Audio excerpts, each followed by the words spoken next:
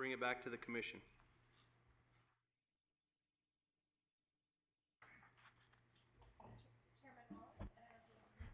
Commissioner Hubbs. Yes, I would like to move to approve the agenda as presented today. Commissioner Hubbs, could we have that agenda item number 7 is at the call of the chair? Yes, with the exception that item number 7 would be at the call of the chair. Okay. Thank you. Do I have a second? Second. I have a motion by Commissioner Hubbs and a second by Commissioner Barnes to approve the agenda as presented with the exception of agenda item number 7 being at the call of the chair. Everyone clear on the motion? Call for the question. All in favor say aye. Aye. Aye. Opposed? Hearing none, motion passes unanimously. Move to agenda item number 3, member items, announcements, and correspondence. Chairman Wallace, informational. Commissioners may present emergent items. No action may be taken by the commission. Any item requiring commission action may be scheduled on a future commission agenda. The commission will review and may discuss correspondence sent or received by the commission since the last regular meeting and may provide copies for the exhibit file. Commissioners may provide hard copies of their correspondence for the written record, and correspondence sent or received by Secretary Wasley may also be discussed. Member items? Commissioner Barnes. Thanks, Mr. Chairman. I've got a couple things. The first one, it was just kind of in passing, but I had some comments this year that complaints that they didn't think the hunt books were out soon enough. So I said, well, a lot of that's online, but I would just pass the information on. And then secondly, 3 weeks ago we had our mid-year Cattlemen's Board meeting, and at that time there's an individual came forward with some photos that were taken of damage done to private property by some shedhorn hunters. And I know this was an issue that came before the commission a few years ago, setting a season. And so there are people within our industry that are maybe interested in taking another look at that. And so I don't know if that's a direction we want to go again or not. That might be something to bring up later, or at least as a commission we can talk about it a little bit further. And I think it's a shame that we have to regulate ethics, but I don't know, it just seems maybe that's the direction we're going. So that's 2 things I had. Thank you, Commissioner Barnes. Commissioner Allenberg. Yes, along those same lines, I've been approached about putting the trail cam issue back on the table, if that's something that's doable as well. Further commission items? Director Wasley, do you have anything? Thank you, Mr. Chairman. I do have just a couple items.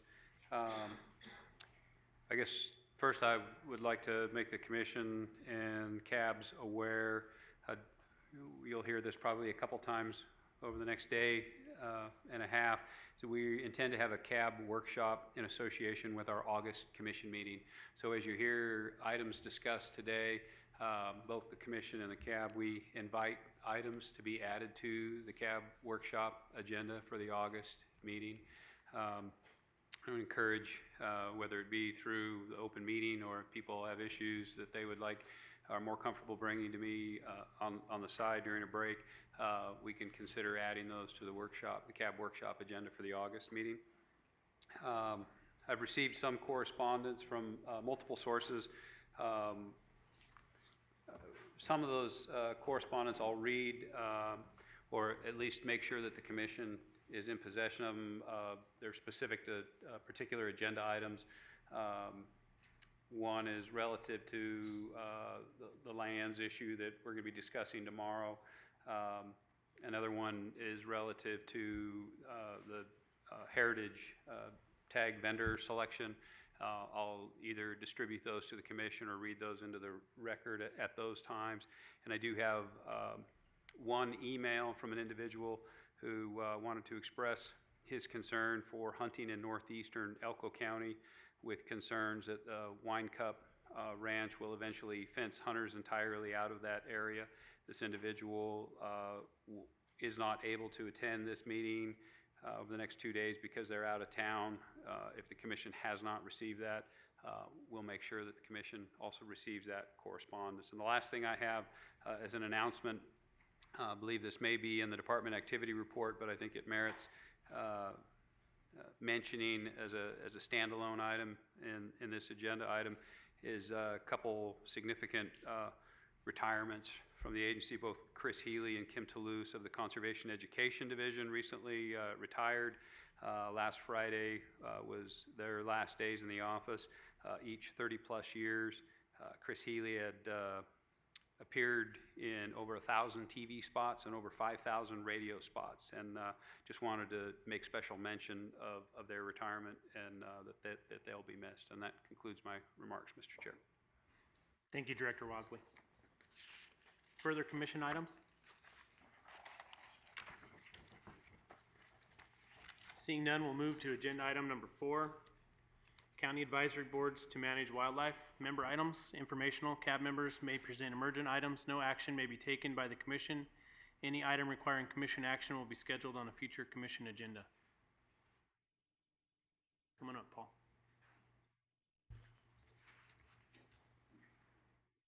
For the record, Paul Dixon, Clark Cab.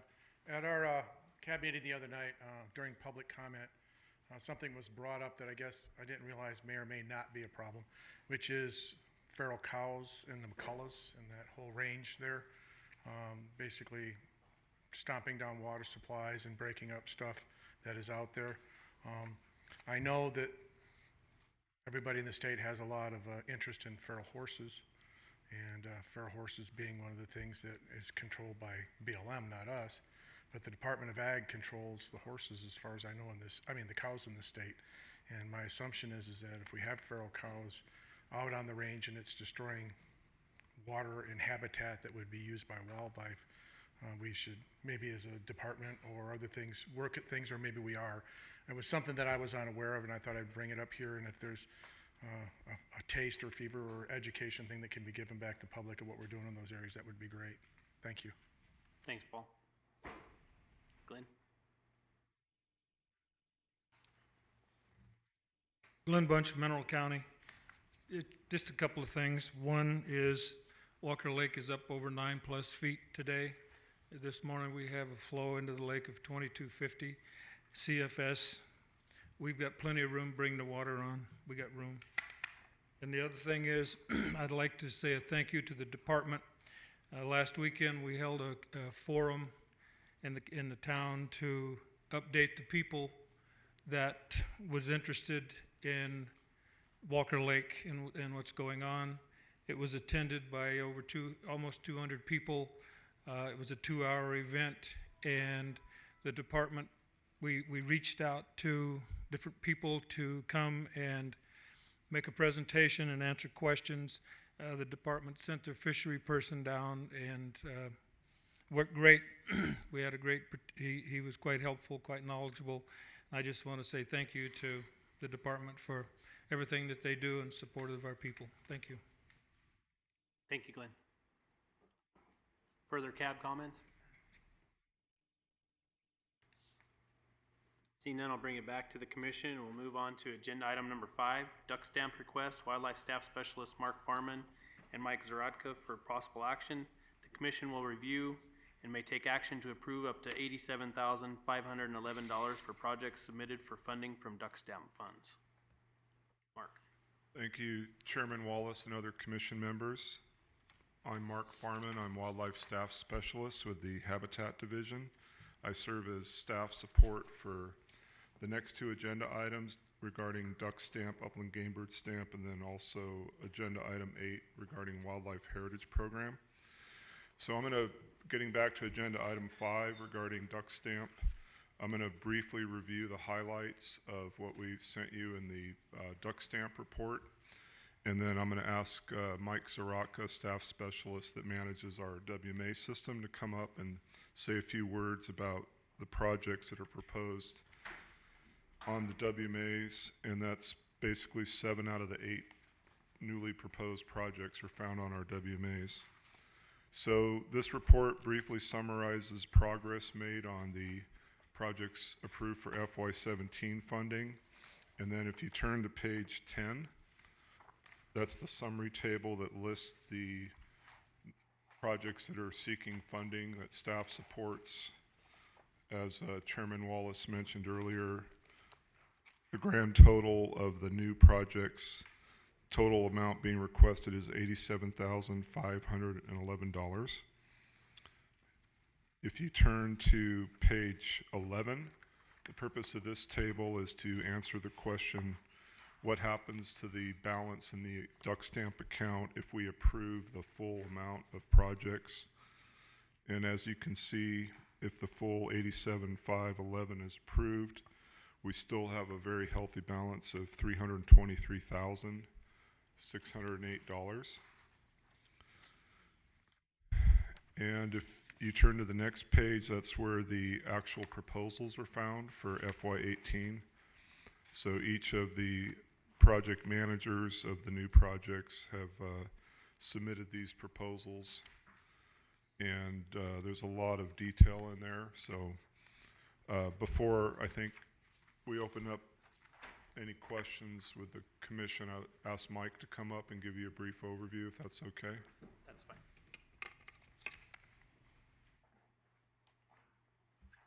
Thank you, Chairman Wallace, members of the commission. For the record, Mike Zaratka. I'm the wildlife staff specialist in the Reno headquarters. I'm in the Habitat Division. I oversee all the wildlife management areas. Just a quick update on some of the projects that we completed in FY17 and how those tie into some of our FY18 projects. We continue to utilize duck stamp funds to help improve the soil conditions on the fields out at the Overton Wildlife Management Area.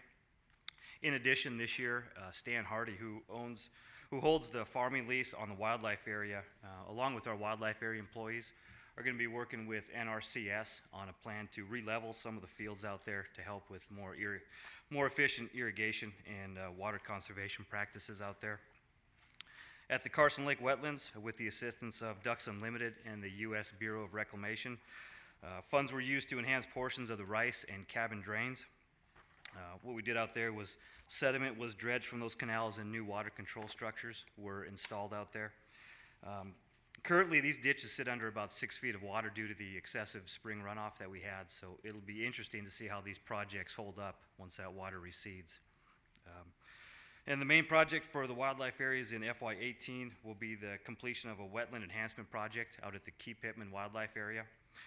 We've also partnered with Ducks Unlimited on this, and to date, we've surveyed the area, we've done a project design, and we've purchased water control structures for this project. So later on this summer, we expect to do dirt work activities out there with kind of leveling ponds and filling in overly deep areas that will help with waterfowl habitat and water conservation practices out there and improve hunting conditions as well.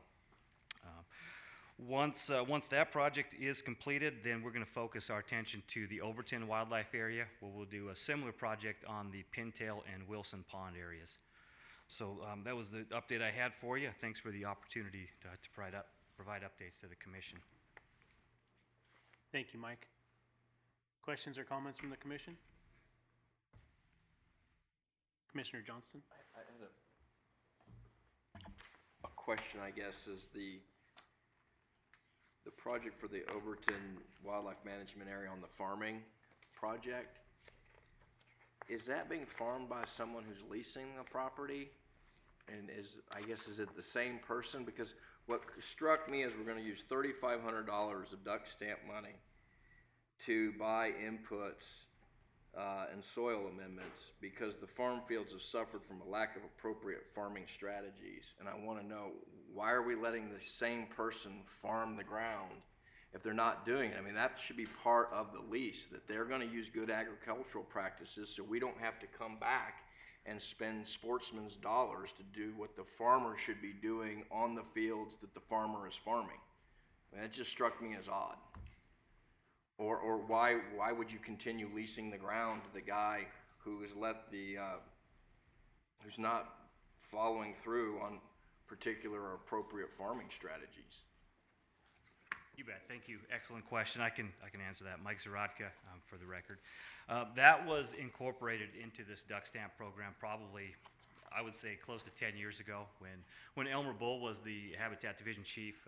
That was when The farming lease was advertised, and the first time that we went through that process, we didn't receive any interest, and people wanted to help farm the Overton Wildlife Area with us because we lacked the personnel and the equipment to do all these hundreds of acres of fields on our own. So the second time that it was advertised, that's when the agreement was made that, okay, we will provide $3,500 annually from the duck stamp funds to help offset some of the costs to improve some of these conditions on the fields. And so this is a project that's been in here for years. And How long's that been going on, though? this is, I would say this is Stan Hardy has the lease agreement for the Overton Wildlife Area. And I would say probably 6 years this has been going on. I mean, we could probably look at past duck stamp reports to see how long, but it's been a number of years. How long's the lease agreement? They're 5-year lease agreements. So he's already been leasing it for at least 5 years? Sure. Excuse me, what was that? He's already been leasing it for 5 years? I believe this is his 4th year, possibly his 5th year. So, like Mark just mentioned, yeah, we could entertain, I mean, we could change that next time we advertise the farming lease. How much is the farmer paying for the lease? He provides, the department, it's set on a percentage of the crop. The department gets 25% of the product from the fields. And we take ours as standing wildlife cover and feed.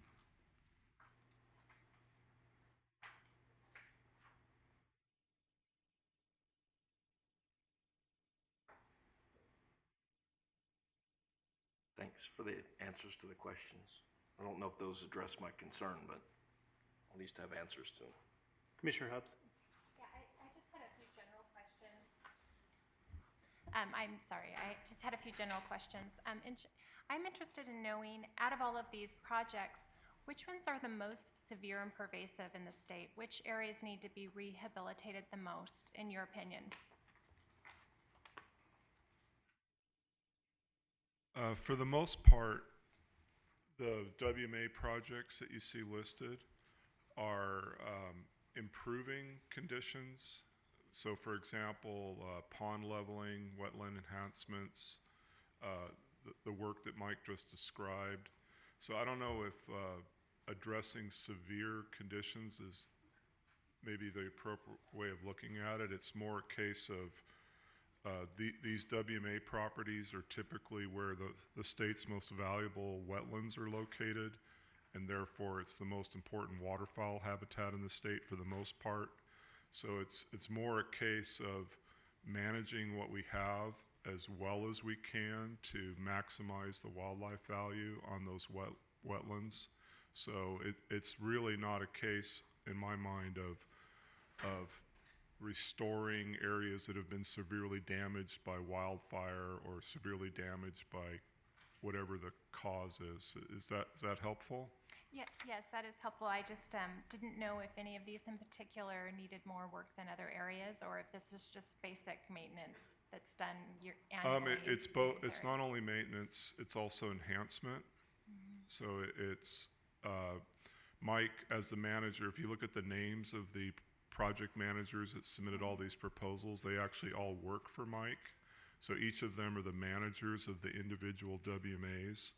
So Mike works with them closely to talk about what are the upcoming priorities for the coming fiscal year, in this case 18.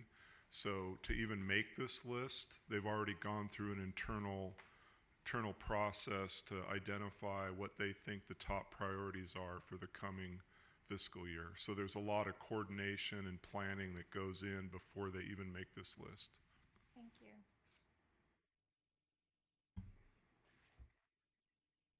Further commission comments or questions?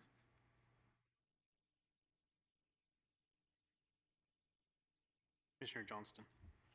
Just a quick question. I believe it's the first project, which is the technician support. Is that a new project that's being proposed to start this year? Not really. It's,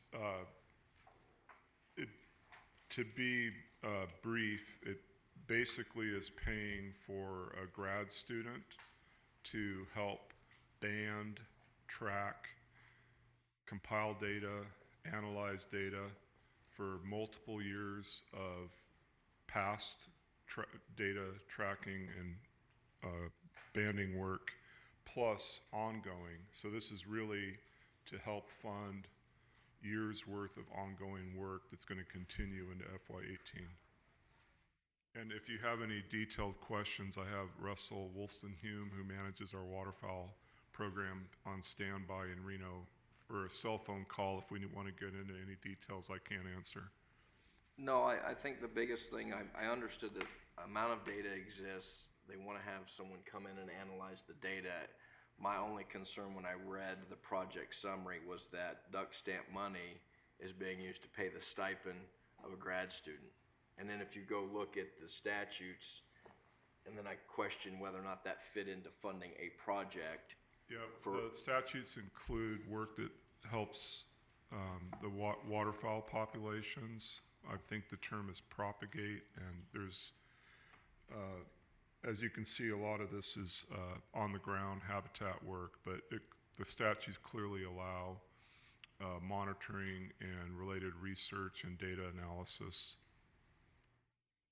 I understand that, but the statutes speak to funding projects. This is funding a stipend for a grad student, and I had concern the way it was worded as to whether or not this really fit within the intent of the statute, was to take duck stamp money to pay for a stipend for a graduate student. But I understand what it is as part of an ongoing project of data analysis and on-the-ground field work. So I just wanted to make sure I understood how this was coming about, because I think there are some people who would say, and this issue has come up in the past, where we say, does this really fit into the statutory framework of projects and what was intended? And it's not a criticism of whether or not this is valuable work or work that needs to be done. It's whether or not it fits within the statutory framework. But I think when you put it in the context of what this grad student's going to be doing, it's part of a project for the protection and propagation of waterfowl, and therefore it does fit. I just wanted to flush that out a little bit because I had some concern when I read through it initially. Further questions or comments from the commission before I take it to public comment? Seeing none, I'll take it out to public comment on agenda item 5, the duck stamp request. Seeing no public comment, I'll bring it back to the commission for further discussion or a motion.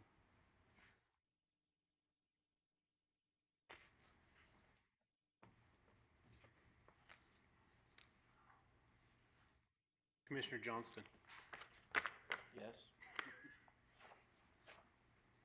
did you have anything further? I'm gonna learn to keep my mouth shut. No, I do have, I appreciate the explanation on the farm lease.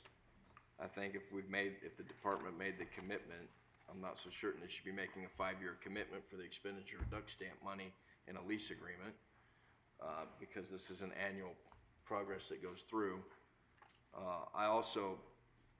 I just think that's a bad practice for the landowner to be saying we're gonna help fund the farming activity of someone else. That's what they should be doing.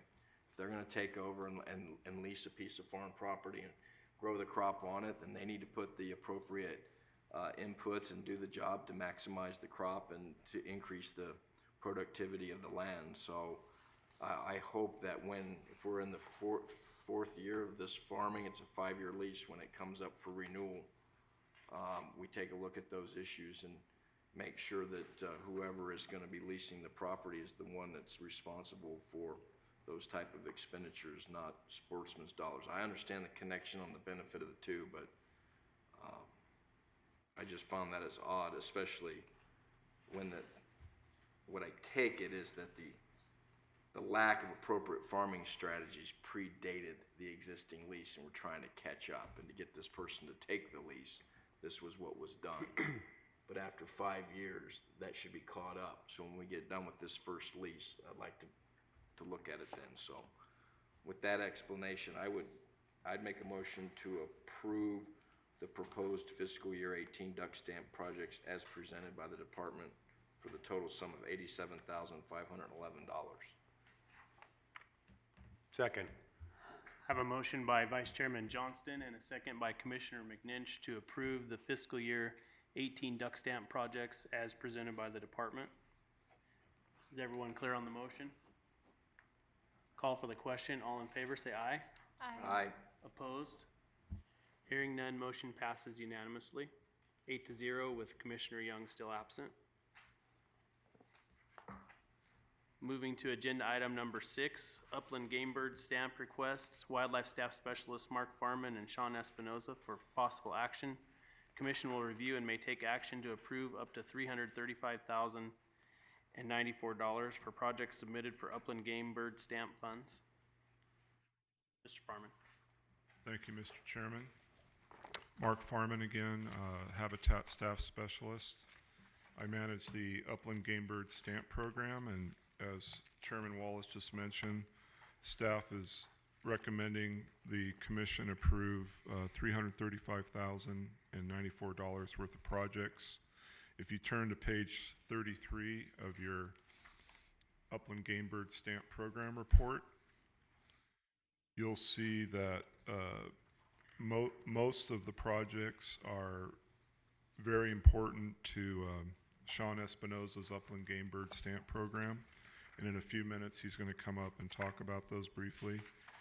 But another thing that I'd like to point out, if you look at this table, the second page of which is on page 34, this is the first year where we've totaled up the other funding sources that are being used on these same projects, and it's really apparent at how valuable the Upland Game Bird Stamp funds are to serve as what we call state match for our federal grants. As you can see, almost $1.1 million worth of work is being done, with only a third of it coming from the Upland Game Bird money. So there's a lot of leveraging going on. Just wanted to point that out. So we have 15 total projects.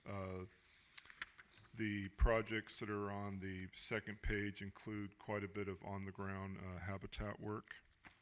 And then if you go to page 35, this is the table that shows you what happens to the balance in the account at the end of fiscal year 2018 if the commission approves the full list of projects that are being recommended.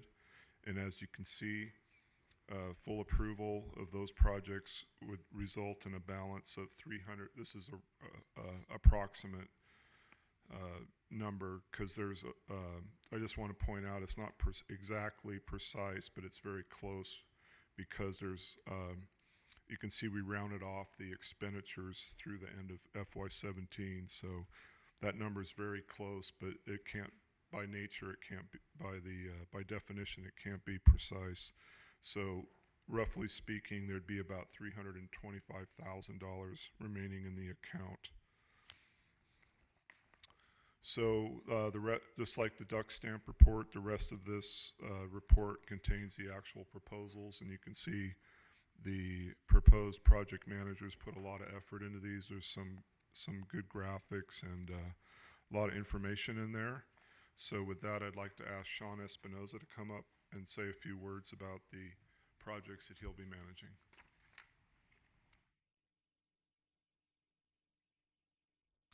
Good morning, Commission members. Sean Espinoza, Nevada Department of Wildlife Upland Game Staff Specialist. So there's quite a few projects that we have proposed in there, and I'll try and summarize those as best I can. I'll try and be brief, but since there's about 9 of them that I have responsibility for, it's going to take me a little bit of time to get through them. But I'd like to start with our Columbian Sharp-tailed Grouse Restoration Program. We're in our 5th year of that effort. Over the course of those 5 years, we've moved 212 sharp-tailed grouse from southeastern Idaho to the Bull Run Basin in Elko County in Nevada. Of those, 133 females were radio marked and 41 males were radio marked, and we were able to follow up on those through their death, basically. Our most successful year was in 2015, where we saw 64% nest success and we estimated that we recruited about 44 chicks into the population, and that was followed by 2014, where we had 23 chicks recruited into the adult population. We've had a camera station at the naturally formed lek in the Bull Run Basin, and there was 19 males on that lek this year. The interesting thing that we saw there on that lek was that very few of the birds that were on lek were either radio marked or banded. So that shows us that that natural recruitment in the population is moving through into adulthood. So that's a good thing there. This year we're only able to move 22 female sharp-tailed grouse due to the source population being quite a bit lower than what we were used to, and also due to the conditions up there in southeastern Idaho with quite a bit of snow and some suspected mortality that occurred over the years, or over that year. One other thing that is of note too in 2016 was that we were forced to move quite a few adult birds, so adult females, which is what we'd rather not do, essentially. We find that the juvenile females outperform the adult females and do better at both survival and nest success. But if there isn't juvenile females on the source site, it's pretty tough to select to get those birds, as tough as they are to trap in the first place. Next is our mountain quail program. We continue to move birds from Oregon into different places in Nevada. This last year we moved 88 mountain quail that went into the Fish Creek Mountains in Lander County. That source or that release area was chosen basically because of its habitat type and its similarity to the Desatoya Mountains in Churchill County, as well as the Clan Alpine Range, and we've had some pretty good success in both of those mountain ranges. Next, I'll talk about our Greater Sage Grouse Population Monitoring Project. We had 2 seasonal let count technicians that really helped us out this year, especially in White Pine County. We were able to get 22 mornings of survey out of that person, and they visited over 40 leks this year. Another project that was conducted out of that specific project was our fixed wing infrared surveys. We used some Upland Game Stamp money as well as some money that we received from the U.S. Forest Service to conduct infrared surveys in several of our mountain ranges, including the Monitors, Taquimas, Toyabes, Black Rocks, and the Jackson Mountains, and the North Tuscarora Range. And the results of that survey may have located up to 13 new lek locations. Had at least 2 in the Monitors that looked promising, and several in the Stoneburger Basin of the Toquima Range, which is very difficult to get to, as most of you know, especially in the springtime. It's higher elevation site. And so it was fairly exciting to see the results of that. And I'm going to kind of move into some of our sage grouse research projects now a little bit, and certainly the Upland Game Stamp has provided match source of funding for a lot greater body of work than what would have been done just by using that Upland Game Stamp money alone. But we have 2 basic control sites in Nevada that we're monitoring. One's in the Santa Rosa Mountains and along the Owyhee Desert, and the other one is in Monitor Valley. At both of those sites, we had over 40 radio-marked hens at those sites. Nest success was pretty dismal at both of those sites, honestly, where we had less than 20% nest success at both of those sites. We're not quite sure what is going on there, other than to say that both of those sites have experienced some sagebrush die-off, and we might see the resultant conditions in hen body condition that maybe is a nutritional factor going into the nesting season that might be a limiting factor there. Our bi-state monitoring project, we're going into our 3rd year of really intensively monitoring birds in both the Desert Creek Population Management Unit as well as Mount Grant. Just some preliminary results there. Adult survival we're finding annually is pretty good at 72%. But our brood survival estimate is pretty good there too at 63%, which was well above some of our other study sites. We basically have 2 pinyon juniper removal type assessment projects going on. There's 2 sites in southeastern Nevada.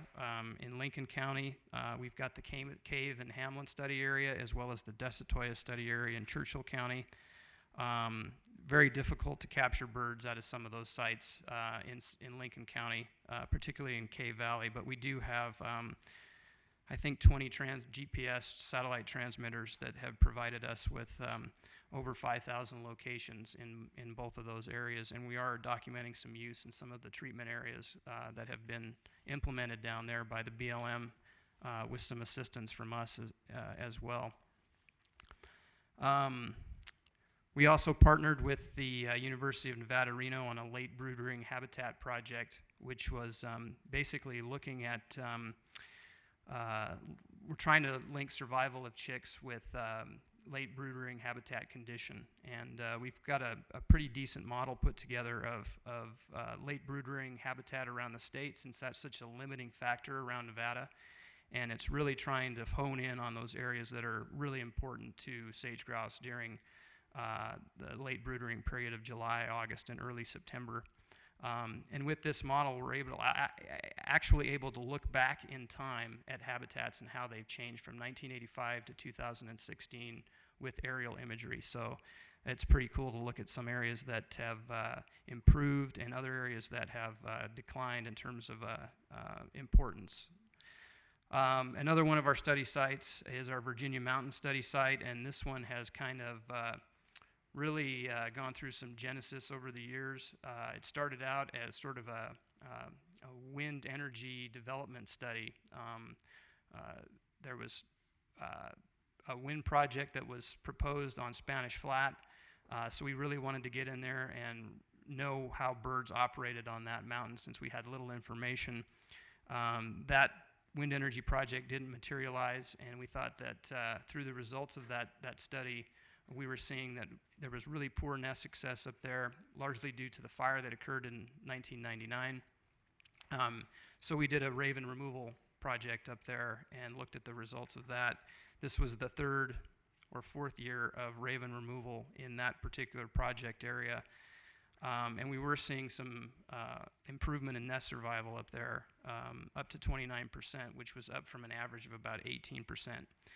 The issue with that study site is that it burned again last summer in some pretty important key areas. So this might again undergo a genesis of monitoring birds post-fire. We have a couple of new projects this year that I've proposed. One is for dusky grouse ecology and management. We know very little about dusky grouse in eastern Nevada. So we're going to initiate a study in the Shell Creek Range of White Pine County to kind of index breeding populations of dusky grouse to characterize their breeding habitats, develop some resource selection function models, and really assess their use of limber pine and subalpine fir, which are 2 species that, if you've noticed over the last decade or so, have really declined. Several die-offs are apparent, and so climate, things like that, beetle kill, might be having secondary effects on our blue grouse populations as well. And lastly, a new project that I'm sort of excited about is our Corners for Quail program. We're trying to initiate a pilot project in Quinn River Valley. We've got a landowner that's very interested in planting his pivot corners in Canada rye and blue flax, which has occurred in portions of Quinn River Valley throughout the years. And last year we looked at some of those sites, and they really seem to be sort of these safe havens for California quail populations in the valley there. So Mike Vanderhoek there in the valley is going to plant 50 acres of his corner pivots in those 2 species. So we're pretty excited about that. And with that, I'll take any questions you might have about some of those projects. Thank you, Sean. Questions for Sean? Commissioner Drew? I had just a couple, Sean, on the dusky grouse project. It looks like it's a 4-year, at least 3 field season project. So do you anticipate the 7,500 being an annual request of this program, or do you anticipate that going up? You know, I don't really anticipate it going up. If anything, the budget will decline a little bit. The first year is usually the most expensive year to get startup costs and so forth. but we're really getting a pretty good deal out of that because we're able to use some indirect costs that would have been charged by Utah State University as match. So they're reducing their overhead rate, and we're able to use that as match as well. Great, and then I saw one of the sources was federal greater sage grouse conservation grant. So how were you able to work that into a Dusky project? That is not part of it. It is actually our upland game management grant. Okay. That's a typo, I guess. Okay, I was curious. And then Yeah. I'm assuming that the partners in the federal matching funds are all committed for the next 3 to 4 Yeah. years as well? Mm-hmm. Okay, thank you. Further, Commissioner Barnes. Yeah, so just a comment, you and I had a discussion about this earlier, but I think I want everybody else to kind of understand what we're talking about. We're talking about the Eastern Nevada weed control, in particular Medusa Head at the administrative site next to Green Mountain Creek. Along with that, with the spraying, I think it's important we need to do some seeding there, because we can spray it all day long, but until we get some competition in there, we're going to continue to have that problem. So I don't know if this would be the account that would come out of for some seed or something else, or maybe work with the Forest Service. But I do think that we need to do some kind of seeding there. No, that's a great comment. Maybe I'll let Mark answer that question. I'm sorry, I couldn't hear the specific location you were requesting that we do some seeding, because It was Harrison Pass. Oh, Harrison Pass. Alan, all right. Okay, good. Alan will take care of it.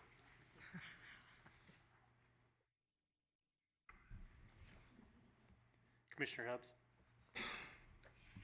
Yes, this may not be the right time either, but I was remembering, I think the last commission meeting, I was contacted by Bud Ogden, and I think Jeremy circulated some information from him too. And the only reason I bring that up is I think his questions were toward hunting seasons and upland game birds. And I don't know if that's when those seasons are determined or how they're determined, but there was some issues out in the public where they were concerned that potentially they should start at a different time. We'll be discussing the seasons tomorrow. Then I guess we'll just save that until then. Thanks. Further questions or comments from the commission? Commissioner Valentine. Mr. Espinoza, very good job on your reports, by the way. I wish Thank you. other biologists did as good a job as you did on these. What's your feeling on the sharp-tailed grouse? Do you have good feeling about that project continuing into the future, or at what point in time do you determine that you're going to end the project?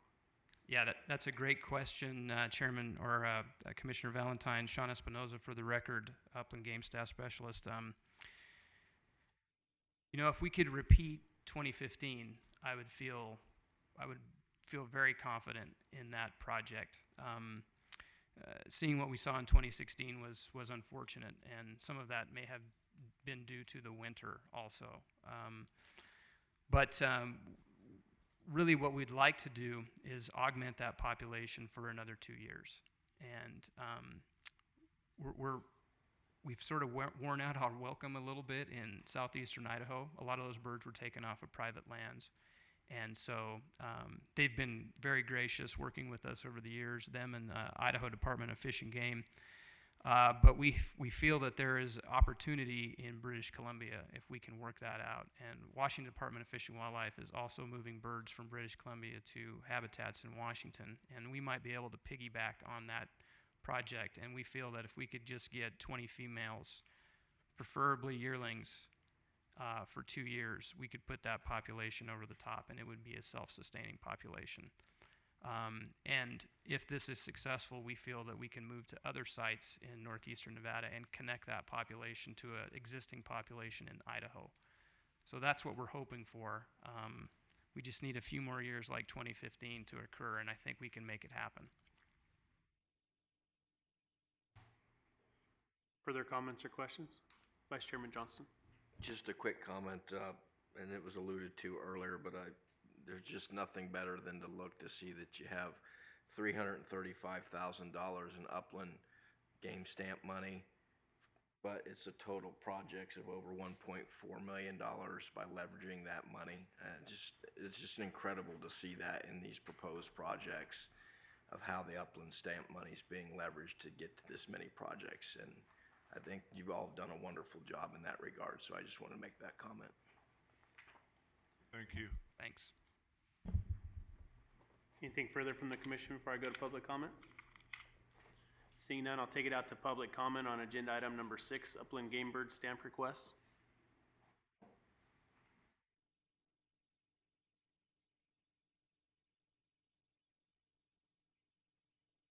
For the record, Paul Dixon Clark. I'd like to echo Commissioner Valentine's comment that this plan, Upland Game Bird Plan, written by Sean, is what I would say, the penultimate example of how to put together a plan funding. Any question that my cab had or wanted to ask was answered in that plan. I think as a Rosetta Stone, it should be the Rosetta Stone other plans, i.e. Predator Plan, which has had a lot of issues, should follow in structure. And I think you would find that if it followed the structure of this plan, it would be a much more palatable thing going forward. Having said that, and stroked Sean enough here because he always does a great job, the noxious weed control piece that Mr. Barnes brought up, where he talked in a specific area with things.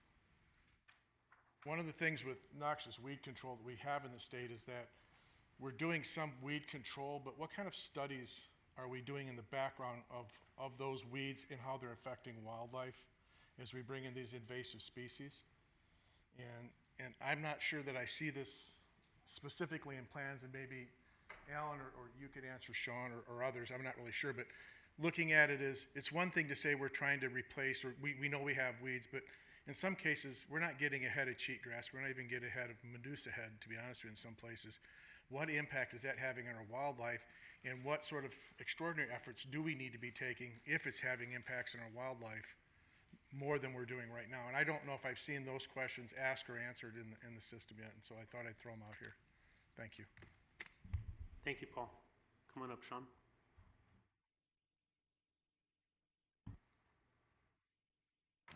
Sean Shea, Washoe County. I just want to say we approved, we thought this should be all approved. We just had a couple questions, and it doesn't seem like we get any biologists show up unless it's quota season or season setting, so we can't get questions answered that rise at the thing. So the one thing we had was on the sharp-tailed grouse. In 2016, we saw that 32 of the 40 radio-marked birds released had perished, and we were curious if that was is there somebody new putting these telemetry collars on, or the backpacks, or there's something obviously wrong there, and we were just curious if that 2016, all the rest of those birds, do they feel that they perished also? Was it the season, or was because all we can go off is the 32 that were killed that were released with the collar, with the telemetry. So we're wondering if maybe a new technique needs to be done, or if there was somebody else doing it, and because that seems, I mean, you had 80% die off of the ones that they put the satellite tracking collars on. So that was one of the questions, and then there was just another one that was brought up on the mountain quail, and it doesn't seem like a big thing because it's birds, but in that Mason Valley Wildlife Management Area, they talk about the birds they put in the pen, and all of a sudden they lost 10, and they don't know where they went. They can't figure out. It seems to me if it was a predator, they should be able to figure out. If they escaped, they should be able to figure that out. So that was just another question that was brought up. And but other than that, we thought it's well written, and we accepted it. Thanks. Thank you, Sean. Further public comment?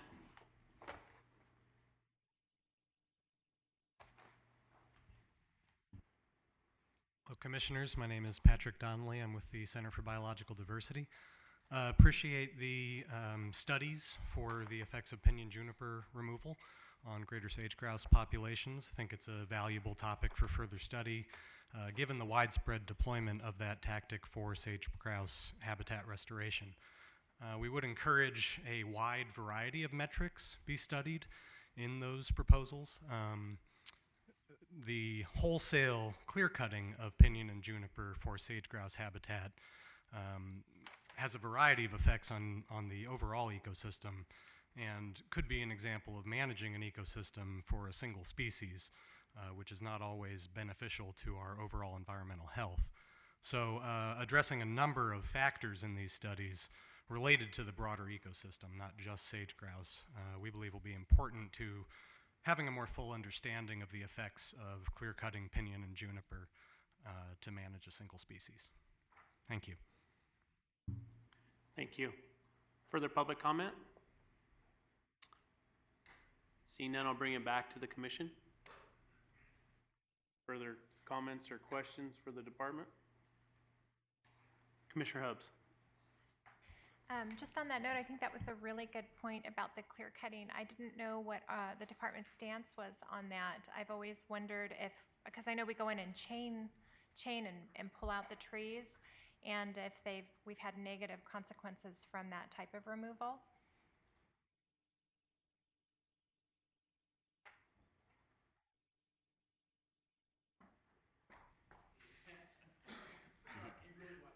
Yeah. I didn't know who would get up here first, so I can take a shot and Sean can hit it as well. For the record, Habitat Division Chief Alan Janae. It is something that we evaluate. There is a lot of pinyon juniper expansion. Even with the treatments that we conduct, we cannot keep up with the annual expansion of pinyon juniper. So it's not as if we're eradicating it. We do take into consideration other species. We do take into consideration traditional or historic pinyon juniper woodlands. Those that are historic have been here for a long time. Trees that are 250 years plus. We do take those into consideration in design of our projects. As I mentioned earlier in the Heritage Project, some of these that you're evaluating or thinking about are projects that we've actually conducted before, back in the 70s, and are merely retreatment, going back in and taking care of trees that are coming back into expanding into those areas that we treated. So we do consider other species, and it is a matter of what we do wholesale in cooperation with other agencies isn't even keeping up with the expansion of pinyon juniper woodlands. I just wanted to ask one more question though, but so we do use the clear cut methodology then, the clear cut removal? No, it is not a clear cut. Anytime you look at these, you'll see a mosaic pattern. You don't see, like in chainings, even those areas, oftentimes what you see is cultural, or you'll see historic woodlands inside of those, and so you see a mosaic pattern. You don't see, like if you were thinking of a timber sale and old school timber sale in forested areas where that you see block chunks. That's nothing like that. What you see is a mosaic with softened edges leading into the older trees. It's not just a whole scale removal of trees. Yeah, thanks for the question, Commissioner Hubbs. This is Sean Espinoza, for the record, Upland Game Staff Specialist. From a sage grouse standpoint, just to clarify, what we're focusing on there is really what we call phase 1 and phase 2 pinyon juniper. So it's really small trees that are encroaching onto a sagebrush bench, for example, or scattered trees. So we're not focusing on old growth stands or what we would call phase 3 stands, because there's really not a return on investment in some of those areas. You just don't have an understory there that's going to respond. And then for some of the other questions that Paul Dixon with Clark County asked on weeds, and maybe Alan has some things to add to this, but really the Joint Fire Science Program is really the monitoring body that's looking at the response of some of these treatments in terms of different methods of treatment and how efficient and effective they are at whether it's eradicating cheatgrass or dealing with Medusa head or using different methodologies. Unfortunately, we don't have a lot of information to go on in terms of how these weed infestations are affecting wildlife populations per se. One thing I can tell you is there seems to be at least a little bit of a threshold with respect to sage grouse. Once we exceed about 7% canopy or cover of cheatgrass, we start to see a decline in use of that area by sage grouse. So we're starting to see some signals there of annual grass. Regarding the mortality question on sharp-tailed grouse, why there was such high mortality in 2016, as I explained, we moved a lot of adults during that year and very few yearlings. And what we see is those adults are moving a lot more, probably trying to find home type scenario. And when you move a lot, you put yourself at risk to predation. So that's why we like to target yearlings, is they don't move as much. They're not honed into a specific nesting site or home range. And then the other question, the mountain quail question, what happened to those 10 birds? I think they're in Zarodka's freezer. Really, I wish I knew what happened to them, but whether it was somebody that cleaned the pen or whatever and they got out, I have no idea, but we were missing 10 birds. Thank you, Sean. Director Wasley. Thank you, Mr. Chairman. I would just like to add some additional remarks to Commissioner Hubb's question about PJ. What the scientific literature estimates is that we presently have over 3 times the amount of pinyon juniper that we had 150 years ago prior to European man settlement, that there's been changes in fire frequency, changes in CO2 levels that have lent a competitive advantage to to pinyon juniper expansion. And so as Habitat Division Administrator Janae indicated, the amounts that we are removing don't even put a dent in the rate of expansion, and they're strategically located in those phase 1 and phase 2 areas where you have understory species that can benefit from that reduced competition and provide a benefit to a whole host of additional species that are relying on that sagebrush ecosystem. As far as I guess the assertion that single species management, as we see the expansion of pinyon and juniper, we're moving this system through elevated CO2 levels to monocultures of pinyon and juniper in a lot of these areas, and we're excluding the understory species, the perennial bunch grasses, the browse species for mule deer, sage thrashers. There's a whole host of species that are being provided some benefit in trying to restore the ecological balance that once existed in terms of pinyon juniper proportion and underspecies. So I just wanted to add that comment as well. Thank you, Director Wasley. Further questions or comments from the commission? And if not, be looking for a motion here. Commissioner Drew. I'd move to approve the Nevada Department of Wildlife Upland Game Bird Stamp Program for fiscal year 2018. I have a motion by Commissioner Drew and a second by Commissioner Almberg to approve fiscal year 18 Upland Game Bird Stamp projects as presented. Everyone clear on the motion? Call for the question. All in favor, say aye. Aye. Opposed? Hearing none, motion passes unanimously, 9-0.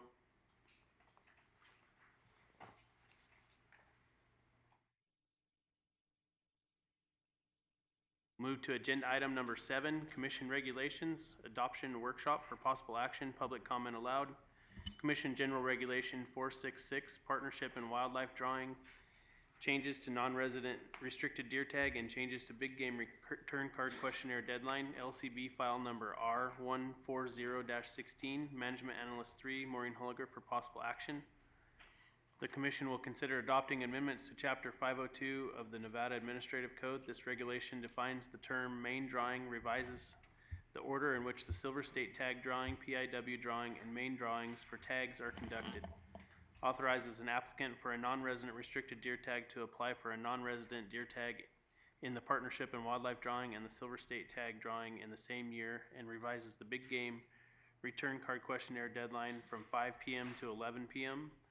A workshop was held in Las Vegas on March 25th, 2017. The Commission directed the Department to hold a second workshop due to the questions the Commission had. What are the effects on the applicant and the party if the applicant is drawn for the PIW tag?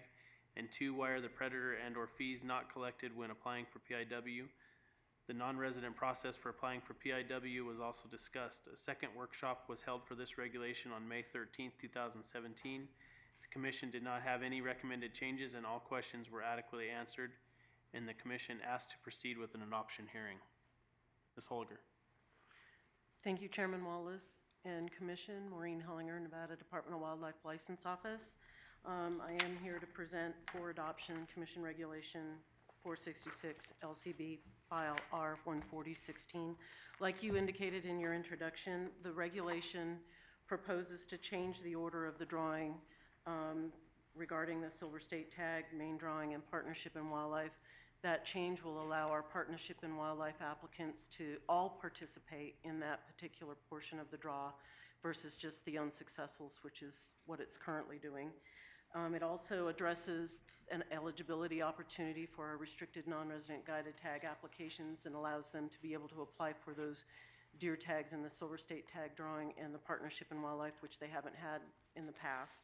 And then lastly, updating our return card deadline to 11 p.m.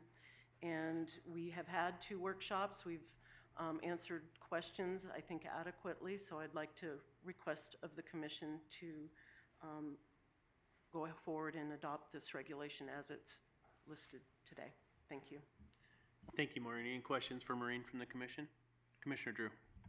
Yeah, Maureen, I had a correspondence from past Commissioner Bliss that was asking an interesting question that hadn't come up prior, but in regards to the non-resident guided hunt, part of the issue, I think, in decoupling them being able to apply for a regular non-resident hunt was that they earn a bonus point on that draw that's held prior to the main draw, and that was part of the discussion around that. And so his question was, with the PIW now being eligible to those folks that applied, would their new bonus point for that draw apply? And in my mind, it shouldn't, because the PIW option would be associated with that year's application. But I want to make sure that that is the case, that they aren't essentially having an extra bonus point go into the drawing for PIW when all the regular draw folks haven't yet earned that bonus point. Thank you, Commissioner Drew.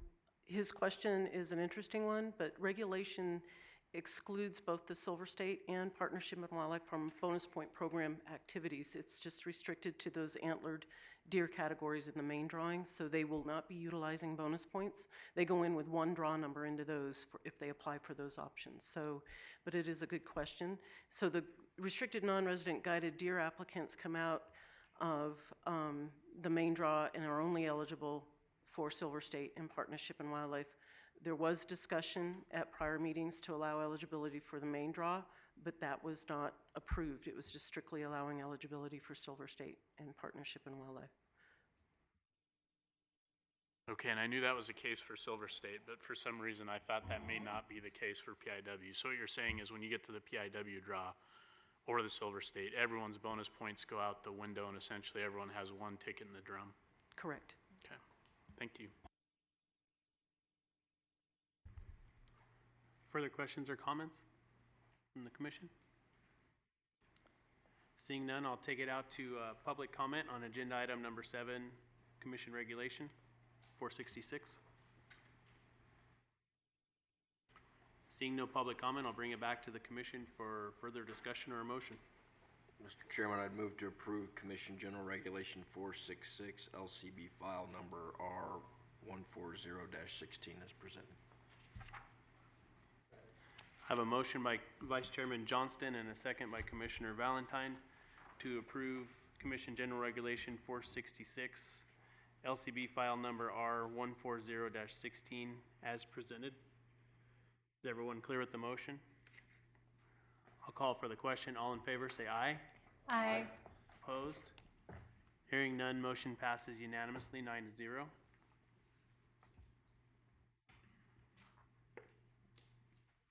Is everybody good, or we need a break? Are we good? Okay. We'll move on to agenda item number 8, Wildlife Heritage Committee, Commissioner and Committee Chairman Wallace. Section A, Heritage Committee Report, Chairman Wallace. Informational Commission will hear a report on the committee's recent meeting. and it was a recent meeting. We held our meeting this morning at 8 o'clock, and we finalized our recommendations to the commission for the heritage tag vendors, for the heritage tag projects, or not the heritage tag projects,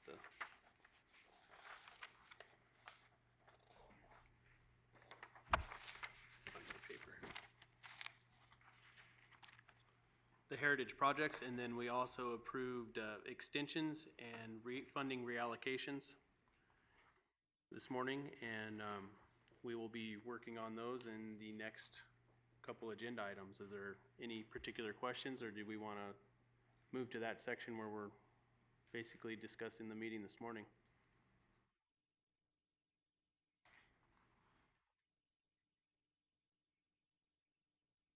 No questions from the commission? Okay. We'll move on to Heritage Project Extension Request, Chairman Wallace for possible action. Pursuant to NAC 501-340, the commission will review the committee recommendations and approve requests for extension of projects approved in previous years.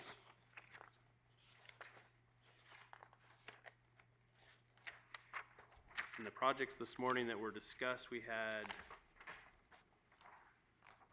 a project 13-08, requested an extension, the Duck Creek Valley Sage Grouse Habitat Improvement Project.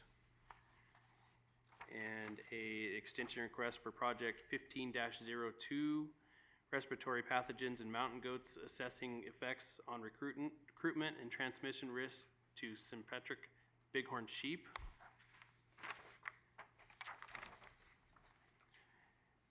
And project 1603, Sierra Front Winter Mule Deer Habitat Improvement Project. And 16-06, Mule Deer Corridor and Survival Analysis. And project 17-02, fiscal year 17, Big Game Capture Monitoring and Disease Surveillance Program. 17-03, Spruce Mountain Restoration Project. 17-05, Delineation of Desert Bighorn Lambing Habitat and Ram Dispersal Patterns. And project 17-06, Sheep Flat Habitat Enhancement. And the committee voted to approve the extension requests on all of those listed. Questions from the commission? Commissioner Drew.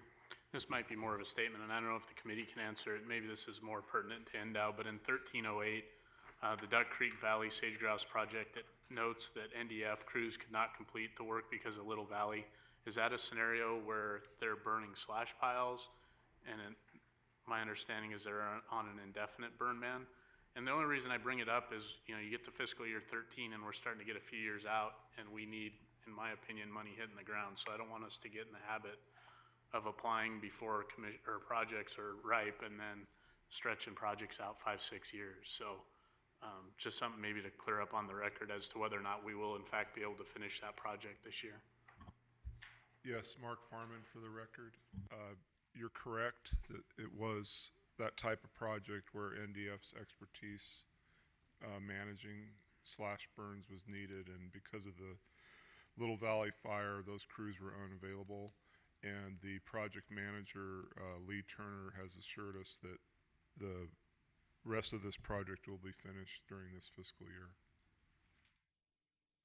I also just want to point out real quick, we have that summary table in case any of the commission members do not have it. The projects that Chairman Wallace just referred to are on the table, but they were in your, they were posted in the support material, so, but I do have extra copies if anybody doesn't have them. Is everyone good with, do they have their copy, or would they like one to look at? Okay. Further questions or comments? Commissioner Allenberg. Just a comment to Jeremy there on that project. I'm a little bit familiar with it. They got it all cut on the ground. They need to gather it up, and their intent was to burn it. They got in trouble. They can't burn. Then the county was going to burn it. They didn't burn it. So now I think they're coming in and trying to grind it this fall.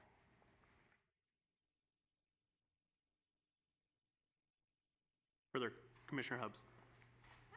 Just looking over some of the studies, when they don't put the funds back in for reallocation but request an extension, so is that for the next year? They hold on to what's left over that they haven't used, Is that what you're saying? Yes. So, and then basically the extensions are because, for whatever reason, their scope of work was, they had a timeline and something's happened with that project and they weren't able to meet the deadline before funding needed to be reallocated again? In most cases, yes, but I'm gonna let Mark, I'm gonna defer to Mark on this one. The summary table we talked about shows which projects have unspent balance that is being, upon approval of the extension requests, the unspent money can then be carried forward into the next fiscal year. And the reason for why they could not spend the money before now is listed for each project that has an extension request. But if you look in the way to, I think the fastest way to figure out what we're talking about is look at the far right column of that table. So you can see extension requests, but then in some cases you'll see a dollar amount. So the dollar amount is listed for projects that are completed, they're done. And they have, in this case, I think we set a record this year for the smallest remaining balances. The grand total of all completed projects, the remaining funds is roughly $175. So those remaining funds can only be reallocated to other active heritage projects from the same fiscal year. So as Chairman Wallace will point out a little bit later, the funds from, I believe it was FY16, as he'll explain, those two small balances were reallocated to one of the active FY16 projects. So what that will do is slightly bump up the award amount for the project they selected. So that's how that works. Thank you, Mark. Does that answer your question, Commissioner Hubbs? Further questions from the commission? Okay, I will take it out to public comment on agenda item 8A1 on extension requests. Seeing no public comment, I'll bring it back to the commission for further discussion or a motion.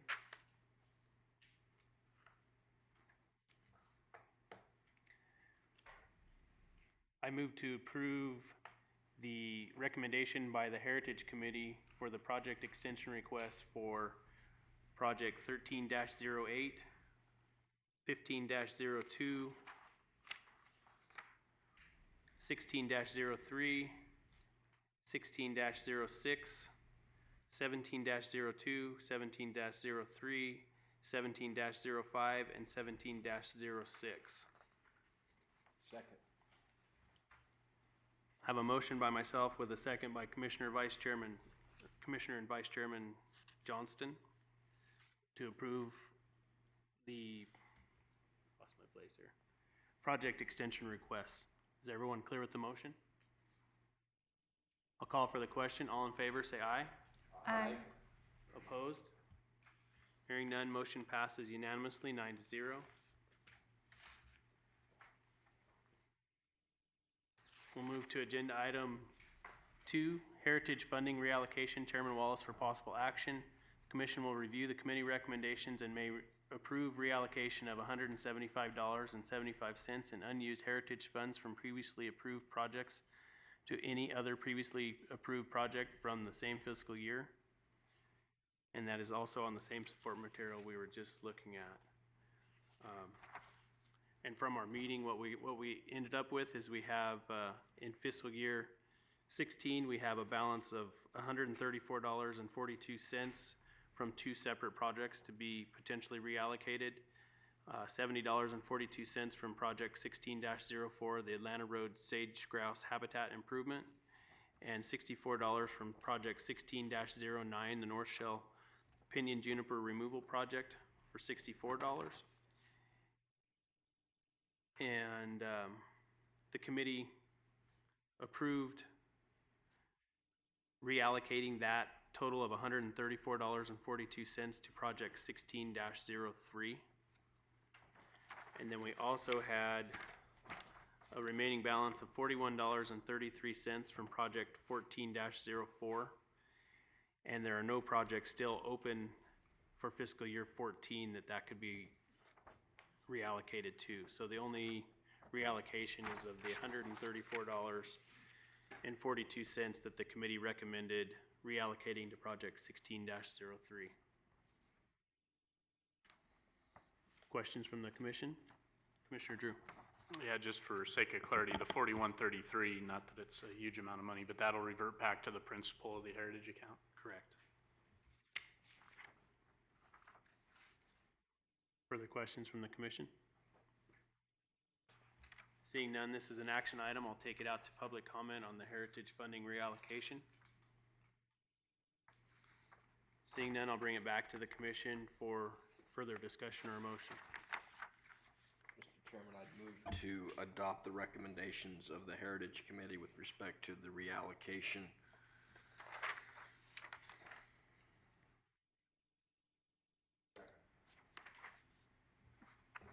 I have a motion by Vice Chairman Johnston and a second by Commissioner Young to approve the reallocation recommendation of the committee, Heritage Committee, which is for reallocating $134.42 from projects 1604 and 16-09 and reallocating to project 16-03.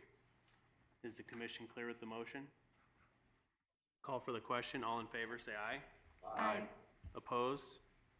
Hearing none, motion passes unanimously. Move to fiscal year 2018 Heritage Project proposals. Chairman Wallace for possible action. The commission will hear the recommendations from the Heritage Committee and may take action to approve 2018 project applications for funding up to $785,913.92.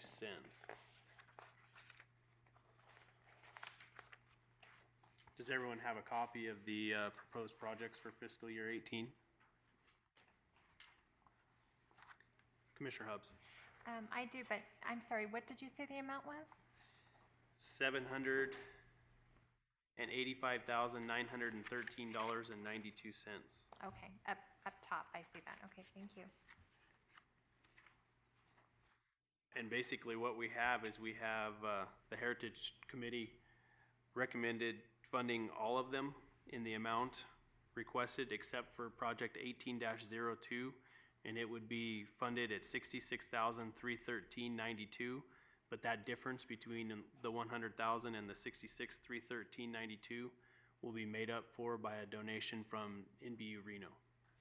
So all of the projects would be fully funded.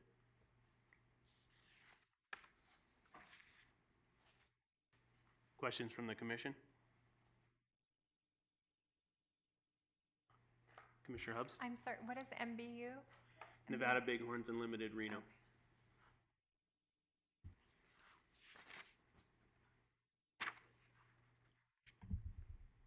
Further questions from the commission? Seeing none, I'll take it out for public comment for fiscal year 2018 Heritage Project proposals. Come on up, Sean. Sean Shea, Washoe County. Like I said, I had some questions in the Heritage Committee, and they answered one of them about the trout stamp, but I'm kind of curious because for 18-08, why some of that was not from the duck stamp money. So I was curious why, if we get that answered, because if there would have been some more duck stamp money, NBU wouldn't have to throw in as much money in that upper part. So if we could figure out, like I said, I got the trout stamp information, but I'd like to know something about the duck stamp. Why wasn't that into that one? Thank you. Thank you, Sean. Mark, do you have any answers for that question? Mark Farman for the record. We considered a small amount of duck stamp to contribute to that project after talking to Russell Wolstenhume, the waterfowl program manager, and other key people, the project proponent, looking at the detailed plans. It was determined that if we tried to get a rough handle on the total benefit of the project to trout versus waterfowl, there was a waterfowl benefit, but we felt the percentage, if we tried to put a percentage on it, it was a really small percentage So if we had taken that approach, which we didn't, we decided just to simplify. My feeling is it wouldn't have come close to covering that shortfall amount that NB Reno was so generous in donating. So the decision was made to proceed with the full funding, I should point out, not only by Heritage, but Habitat Conservation Fee is funding more than half of the total, because that project was awarded money from that as well. Thank you, Mark. Further public comment before I bring it back to the commission? Seeing none, I'll bring it back to the commission for further discussion or a motion.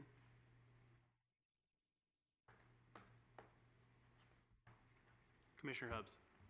Just out of curiosity, with all these projects, what percentage are funded compared to how many are submitted for funding? Not sure I understand your question there, but I think I understand. you have that. Go ahead. It varies from year to year. So this year, all of the proposals are likely going to be funded if the commission proceeds with the committee's recommendations. I've been managing the program for a few years, and I can only think of two instances where project proposals were not funded, so it's very rare. So I can only think of two over the last 4 or 5 years, maybe.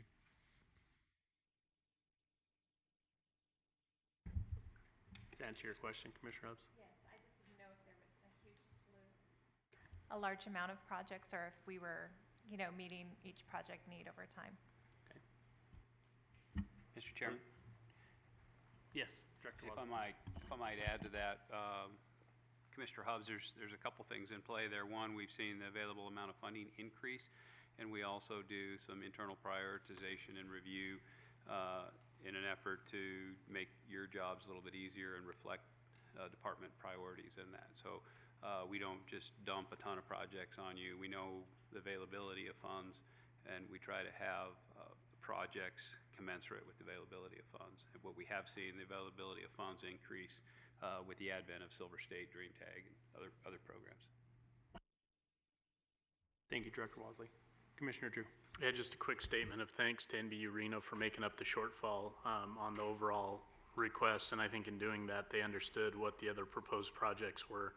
I think I had the same questions that Washoe County had when I initially reviewed the list, but obviously the committees reviewed that and NBU. And unfortunately, I think that $100,000 in seed purchase is probably going to be needed by the time we get to the end of the fire season. So appreciation to everyone for not only making that request, but making sure it's fully allocated, because unfortunately, I think we're going to need it.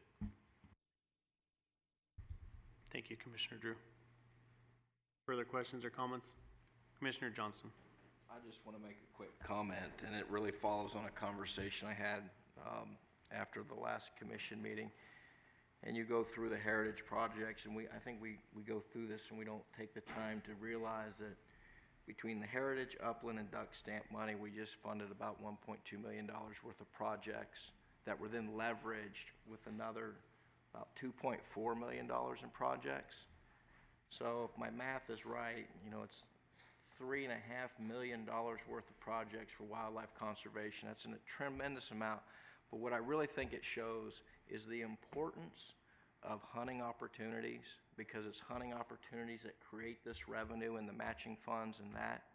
And sometimes we lose sight of that when you talk about these huge number of dollars. And so when I get criticized for being too much of an advocate one way or the other for hunting opportunities, the reason I do it is because of today's meeting right here, you can see where those opportunities mean something and matter and result in on-the-ground projects for all of wildlife. And I think I just wanted to make that comment so that we don't just gloss over the amount of money that's being devoted to some very great projects that we have. And this is one of the best meetings. It may not be the most attended meeting, but it's one of the best meetings I like to do because of these projects. Director Walsley. Thank you, Chairman Wallace. Commissioner Vice Chair Johnston stole my thunder a little bit. Deputy Director Rob had handed me a piece of paper a few minutes ago that included some rough estimates between Heritage, Upland Game Stamp, and Waterfowl Stamp. Sportsman's revenue is 1.2 and change, leveraged with 3.4, totaling 4.7, nearly 5 million, which is well over 10% of the agency's budget, and a much more significant portion of project budget, given that so much of our budget is in personnel costs. So in the last hour, this commission has been responsible for approving over 10% of this agency's operational budget. So I'd like to echo your sentiments and extend some gratitude for your comments and the full commission's efforts on this. Thank you, Director Wasley, and thank you to Vice Chairman Johnson for pointing that out. That's very important. And further comments from the commission or motion? Seeing none, I'll make the motion to approve the wildlife heritage proposals for fiscal year 18 as presented by or proposed by the committee to approve full funding for all projects except for project 18-02 from 100,000 to 66,313 and 92 cents, with the difference being made up by the generous donation by Nevada Bighorns Unlimited Reno to fully fund all of the projects. So I'd move that we approve the committee's recommendation. Second.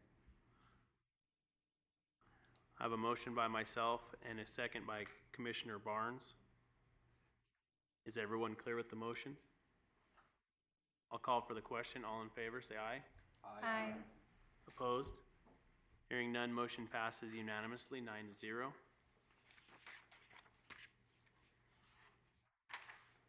We'll move to agenda item number 9, Commission Regulation 17-06, Amendment Number 1, 2018 Heritage Tag Organization/Vendor Selection and Special Regulations. Management Analyst 3, Maureen Holliger, for possible action. Commission will consider selection of the 2018 Heritage Tag Vendors Organization recommendations. Ms. Holliger? Thank you, Chairman Wallace and Commission. Maureen Hollinger for Nevada Department of Wildlife License Office. I'm here to present Commission Regulation 1706 Amendment 1, which is selecting the vendors for our 2018 Heritage Tag fundraising activities. In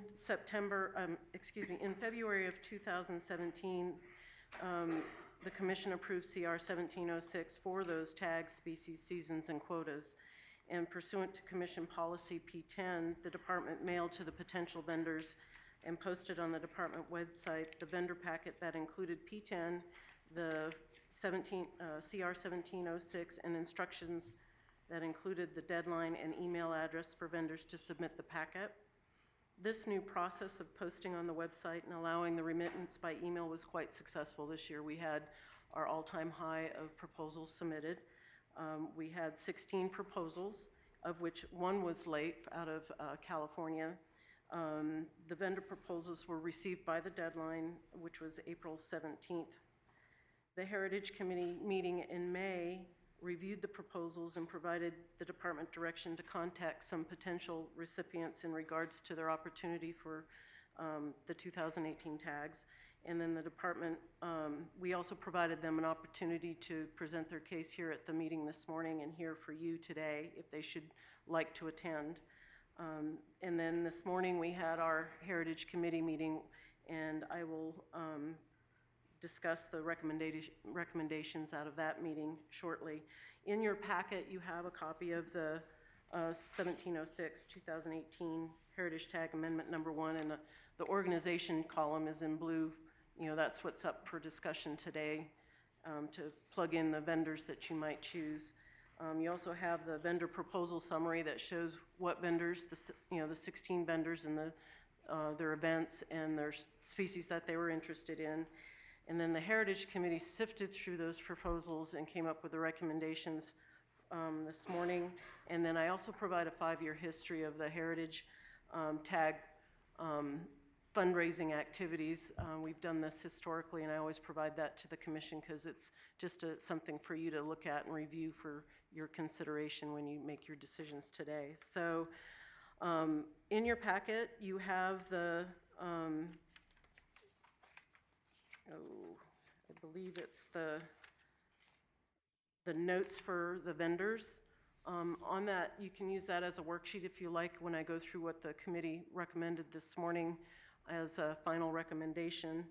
I'll go by species, and the first is the mule deer. We have 2 tags for 2018.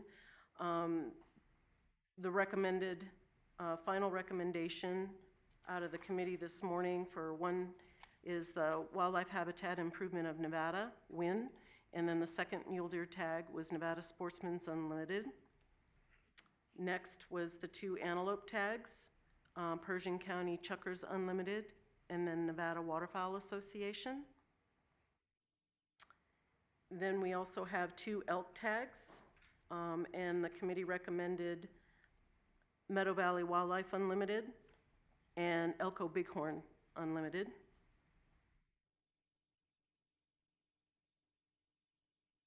Then the next is the 2 Nelson Bighorn sheep tags. The Bighorn sheep tag number 1 is a joint, what was recommended is a joint proposal. That was the Wild Sheep Foundation and the Fraternity of Desert Bighorn. And then the Nelson Bighorn sheep nut tag number 2 was for NBU Reno as a recommendation.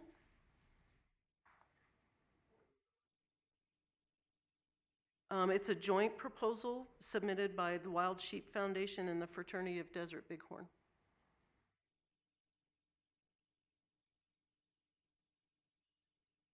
The Wildlife Heritage California Bighorn sheep tag, the recommended proposal selected was NBU Reno. And then we have 5 wild turkey tags to select vendors for, and the recommendation, and on your sheet there was one typo, the parenthesis 2 was supposed to be on the Carson Valley Chukar Club, not WIN. So if you want to make that note, but the recommendation for the 5 tags, WIN, which is Wildlife Habitat Improvement of Nevada, gets 1. Carson Valley Chukar Club for 2 tags. Meadow Valley Wildlife Unlimited for 1 tag, and Nevada Sportsman's Unlimited for 1 tag. So those were the recommendations out of our Heritage Committee this morning, and I would like to put that back to you for discussion on how to adopt and go forward with that recommendation. Thank you, Maureen. Deputy Director Rob? For clarification, Deputy Director Rob, for the record, for clarification on Commissioner Johnston's question about the fraternity and wild sheep, they're going in on a joint application, but I think you'd be giving the tag to the fraternity, and the venue that the fraternity would want to auction that off on would be at the Wild Sheep Foundation function. So you would be actually giving a tag to the fraternity with the venue being at the Wild Sheep Foundation. Thank you, Mr. Rob. Questions, Commissioner Drew? Just a couple of questions, and maybe they were brought up or addressed by the committee, so Chairman, maybe you can indulge me, but just curious on NBU Fallon, I think had several requests that weren't filled. Rocky Mountain Elk has had a pretty good history of getting good prices for some of the tags. And then Carson Valley Chukar Club with 2, it's a great event. I'm just wondering, looking at the list, I don't think we have a Reno event with a turkey tag, and I was curious as to why maybe we're doing 2 at Carson Valley and not 1 at one of the Reno dinners. Thank you, Commissioner Drew. I think if along the lines of what we looked at this morning, where we were trying to keep a lot of these tags, where we're going to keep them into Nevada, where you're talking about the Rocky Mountain Elk Foundation, we chose Elko to keep the money in the event for a Nevada group. And the discussion was kind of along the lines of, is the people that usually are bidding on those are usually sometimes by phone, not necessarily in person anyway, but you could bring and support our local Nevada groups. That was the bigger part of those discussions on that. And then as far as the Carson Valley Chukar Club, there was some discussion. We were talking about 1, but then there was discussion that the 2 was good, that maybe you could have it. It's a pretty big event, and you would have 2 people bidding against one another maybe, and drive the price for the second tag up if one sold a little higher. That was part of the discussion. Anyone else on the committee have any comments on some of the reasons we did what we did this morning? Commissioner Almberg? Yeah, Jeremy, the same rationale was used on the Mule Deer Foundation too, going from a national section back to keeping everything in state. And I think basically we accomplished that with our recommendations.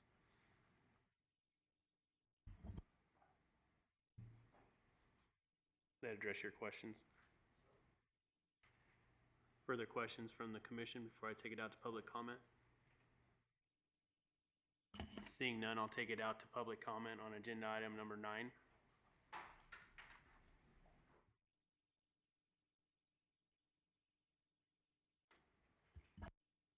For the record, Paul Dixon, Clark County.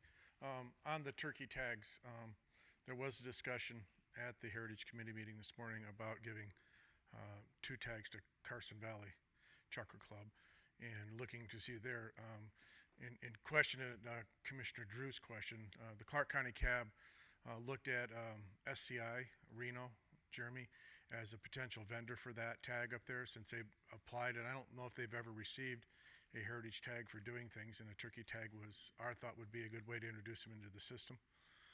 And that would reduce Carson Valley Chucker by 1 if we went that direction. So that was just something, since Commissioner Drew brought it up and asked a question, at least one of the county advisory boards had made that recommendation for Reno. Okay, thank you. Thank you, Paul. Further public comment?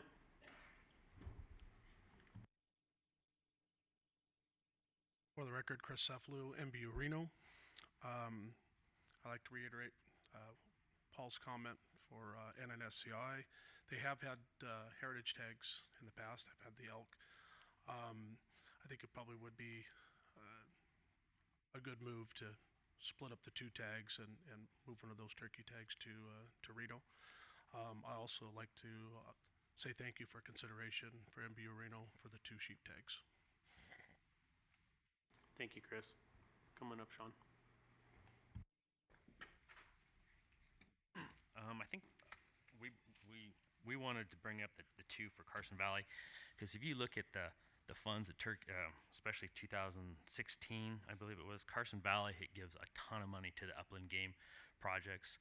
So this is the first year they've wanted to do this. So I looked at it as there's probably going to be a lot of guys there, and as a first year, they're going to want to sell these things as high as they can go. Safari Club, I've noticed, started to go downhill. The numbers that show up and all that stuff. Hopefully they can turn that around, because it's a good organization. But I think that's why we wanted to go with the 2 at the Carson Valley, because they do give so much money to the upland game stamp stuff, or upland game. Thanks. Thank you, Sean. Further public comment? Director Wasley. Yeah, Chair, I just wanted to, I guess, ask the commission if they received correspondence from the Rocky Mountain Elk Foundation. I received an email earlier this week. I don't know if the committee received that or if the commission received that. What that correspondence highlights, I guess I'm compelled to share. Since 1990, RMEF has raised over $1.6 million for the state of Nevada over the past 4 years. Tags have raised a combined $480,000. 100% of that went back to the state of Nevada. Just a couple highlights they asked me to share. They funded 90 projects across the state over the last 10 years that included 5 lands projects that permanently protected 2,829 acres of critical wildlife habitat. 47 habitat and wildlife stewardship projects enhanced and restored more than 24,000 acres of wildlife habitat across the state, in addition to reducing the threat of catastrophic wildfire. 38 hunting, heritage, and conservation outreach projects that instructed more than 11,000 youth and adults in outdoor skills and conservation. Collectively, these projects have directly benefited 13 Nevada counties. Several projects also had statewide benefits. Collectively, these projects have RMEF contributed conservation value of nearly $1.2 million. They appreciate the opportunity to submit and are available for questions. I apologize that correspondence wasn't forwarded to the committee, but was compelled to share it in lieu of the pending decision. Thank you. Thank you, Director Wasley. Vice Chairman Johnston. I guess I had the same question that Commissioner Drew had, especially looking at the history. Heard Director Wasley's comment from Rocky Mountain Elk Foundation. I understand the committee's rationale, but Mule Deer Foundation and Rocky Mountain Elk Foundation have done extraordinarily well selling these tags. And that I think it also gives an opportunity, and I'd just be curious as to whether or not the committee had a discussion in this regard.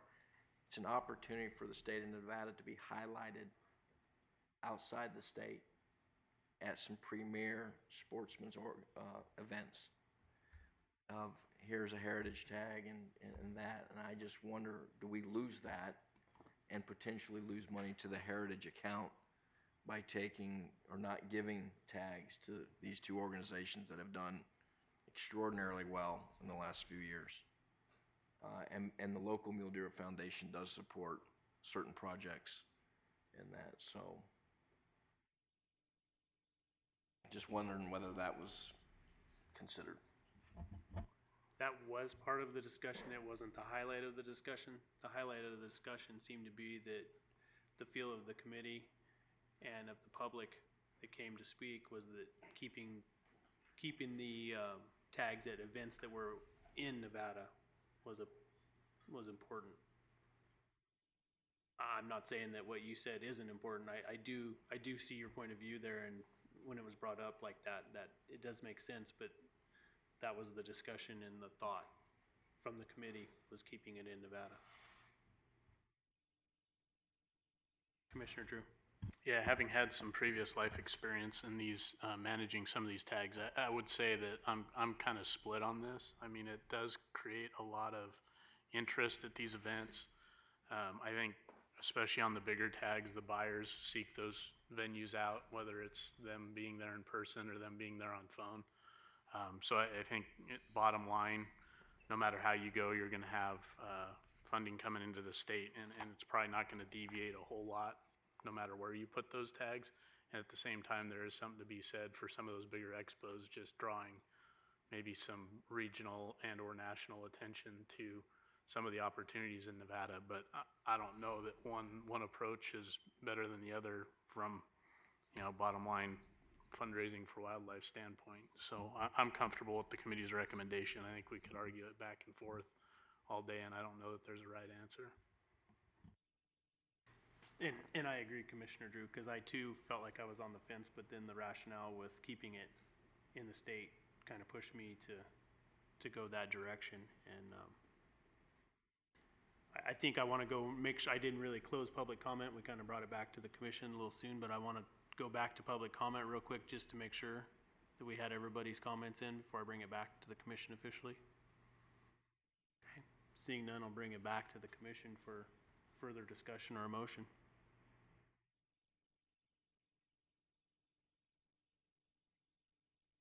Commissioner Hubbs.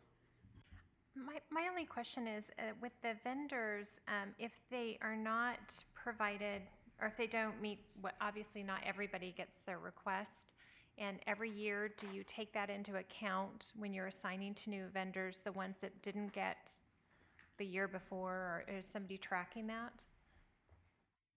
If you look within your support material, Maureen has provided us 5 years of the history on it.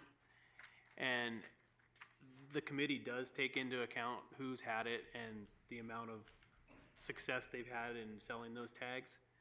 I can't say that there's no discussion. I mean, it's discussed pretty thoroughly, but I mean, it seems like in the past, we've kind of stuck with the people who have done a good job for us in quite a few respects. And I feel like that's where this year, the direction kind of went a different way of keeping it within Nevada. And I don't know, that's just kind of the direction we went with it this time. I don't know that there's a specific, we don't specifically look at it and say, per se, that Group A hasn't ever had a tag. I mean, we talk about it. I mean, there's some new groups that have started in Nevada, and that's where we've put made a couple of recommendations for those. But there's not specifically to say, these people haven't had a tag, let's try them this year. Just blindly. I mean, there's been some pretty good discussion in our committee meetings over who we're going out on a limb with, so to speak, I guess you would say. But I feel like all of the organizations that we have chosen, made recommendations from the committee are very upstanding, and in a lot of ways, I don't think you could go wrong on some of these things, because the people are gonna follow it around, and the auction may be by someone on the phone. So I think in a lot of ways, you're still drawing the same people, but you're supporting some of our local organizations. Commissioner Johnston. I guess I have a question. Why does that do that? Why taking an elk tag from Rocky Mountain Elk Foundation and giving it to someone locally in Nevada help their dinner when they're not getting the money from the tag?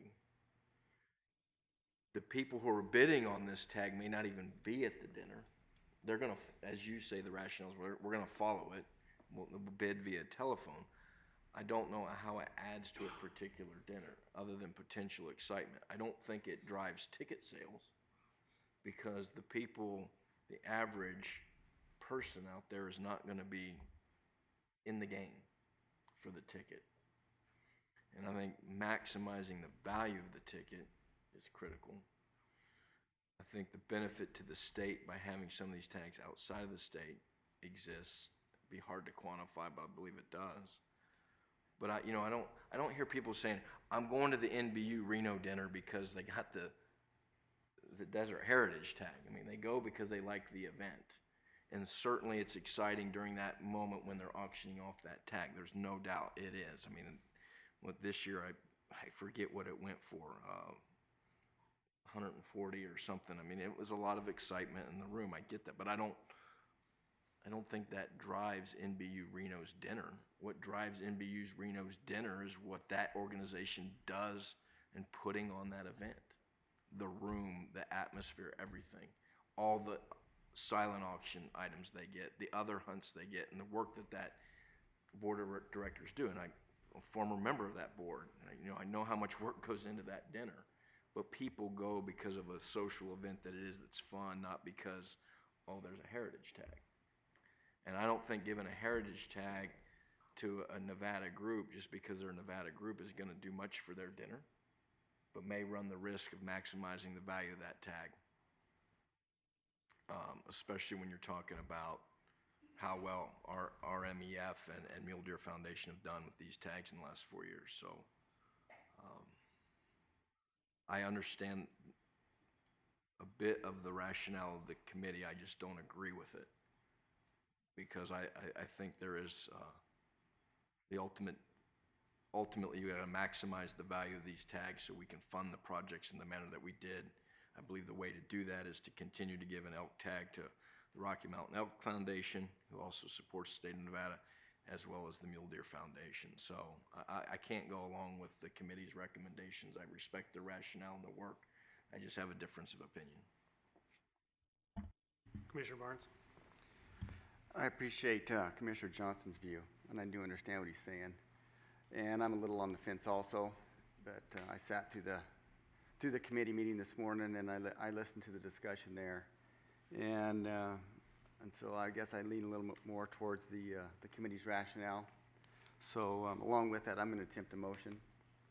So I'm going to move to accept the Heritage Tag Committee's recommendation for the 2018 Heritage Tag vendors.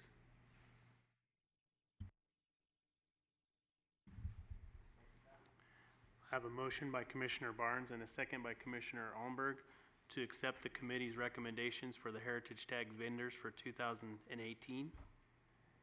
Is everyone clear with the motion? Commissioner McNinch. Thank you, Mr. Chairman. Yeah, in a position where your comments can be perceived as not supportive of the efforts in Nevada, but I share the same sentiment that Commissioner Johnston does. I've developed some relationships with the folks that are, a couple of the folks that are running MDF in particular, and I know that they've really worked hard to put Mule Deer Foundation back on the map and trying to get things rolling in individual states, and very much appreciate and respect what the folks in Nevada do and the money they spend here in Nevada. But I do share the same sentiments with Commissioner Johnston, and I hate to deviate from that. It seems a little sudden, I guess. If I think that there was an indication, if they had indications, Rocky Mountain Elk, maybe they did, but certainly MDF, if they had an indication that they may not get a tag, I suspect that they would have been here to make a pitch. So for that reason, I think that I'll probably not support the motion. Thank you, Commissioner McNinch. Commissioner Young.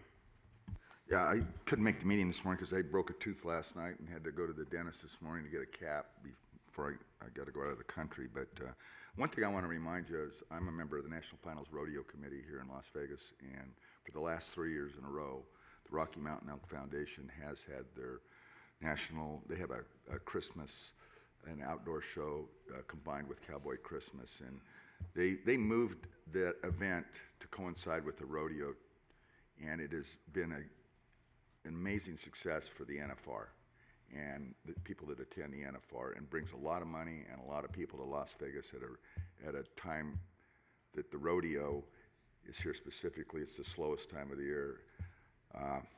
I hadn't really thought of that when our first discussion, the last meeting regarding the committee, but Rocky Mountain Elk Foundation sure does a lot for Nevada. If you look at their website, they'll tell you their value of conservation this last year was $17 million, affecting 284,000 acres in Nevada, and you just can't discard that. It is the premier elk group in the country, and I got to rethink my position on that thing, Grant. I'm sorry to, but I know David, and he's a good man, and he does a lot for Nevada, especially since he's brought that thing to the NFR during Christmas. So, just if you weren't aware of it, they do a lot here in Vegas.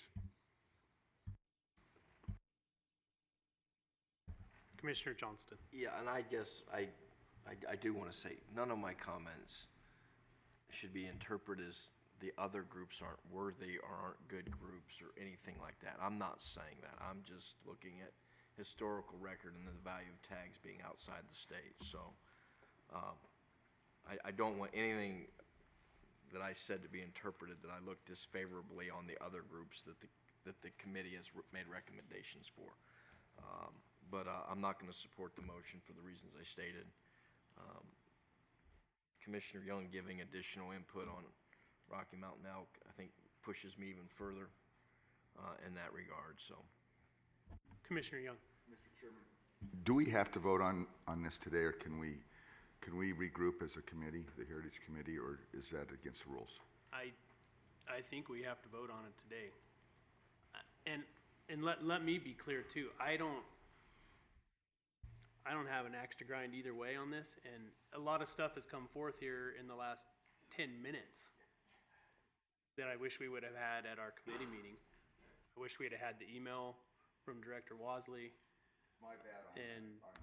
So, I mean, I don't want to vote against my own committee's recommendations, but I mean, I feel like I'm getting a sense here from my commission that we have some other thoughts. And if there's other thoughts, I'm just going to put it out there that if you guys want to try and amend the motion or something like that, I'm going to leave that up to you guys. But I'm kind of on the fence here now where we're at. I mean, I almost feel like we should have had this last 5 or 10 minutes of discussion before we made a motion. And so I'm kind of literally in the middle here, I guess, but Commissioner Barnes. Okay, I'm glad I made the motion so we get this discussion going.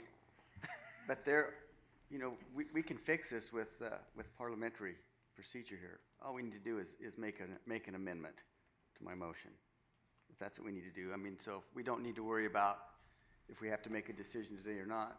There's rules with parliamentary where we can fix what we want, or take care of what we want to get taken care of. That's the reason we have that. Commissioner Drew. Along those lines, I'm going to throw out a proposed amendment and then maybe ask the chair's indulgence to ask one of the groups that's present. But that would be, so I would move to amend the main motion that we change the Wildlife Heritage Rocky Mountain Elk Tag number 2 from Elko Bighorns Unlimited to Rocky Mountain Elk Foundation. and the Wildlife Heritage California Bighorn Sheep from NBU Reno to Elko Bighorns Unlimited. And that was the California Bighorn from Correct. Elko to, Correct. or from Reno to Elko? I'll second that.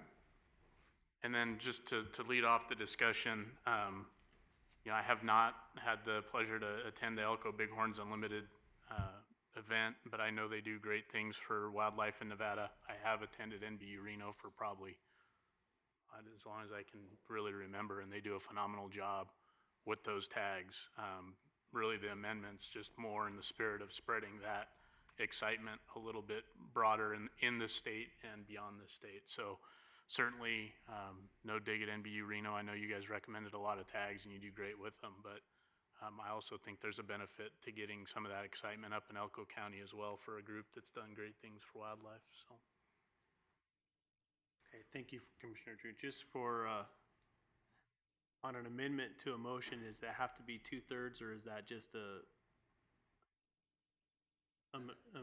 Simple majority, okay. I just wanted to clarify before we got into that then. thank you to Chairman Wallace for the legislative flashback. You'll miss it. Was there a second to the motion? There was a second by Commissioner Young. I have a motion to amend by Commissioner Drew and a second by Commissioner Young.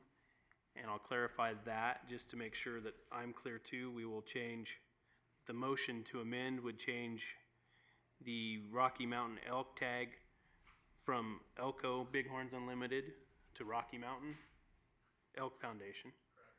And it would change the Wildlife Heritage California Bighorn Sheep from NBU Reno to Elko Bighorns Unlimited. Is that correct? Is everyone clear on the motion to amend? And I'm just checking, it is my understanding that Elko Bighorns did request the California sheep tag. Yes, I'm looking Yes. at my sheet. Correct. Okay. Is everyone clear on the motion to amend? I'll call for the question. All in favor, say aye. Aye. Opposed? Hearing none, motion passes unanimously, 9-0 to amend the initial motion. So now we will vote on the final motion. Is everyone clear on that? Is everyone clear where we're at? Motion as amended. Okay. Yes. Yes. Yeah. All right. So if everyone's clear, I'll call for the question. All in favor, say aye. Aye. Opposed? Hearing none, motion passes unanimously, 9-0. Is staff clear on what the final motion was there? Okay.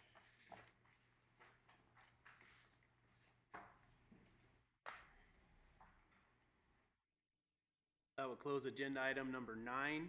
We'll move to agenda item number 10, but I think before we do agenda item number 10, does anyone want a break or we want to do lunch? What do we want to do? Okay. Let's take, I think an hour's enough. Let's take an hour break until 1 o'clock. And we'll return with agenda item number 10 at 1 o'clock. We should just plow through. You come up with this stuff after we've already made a decision.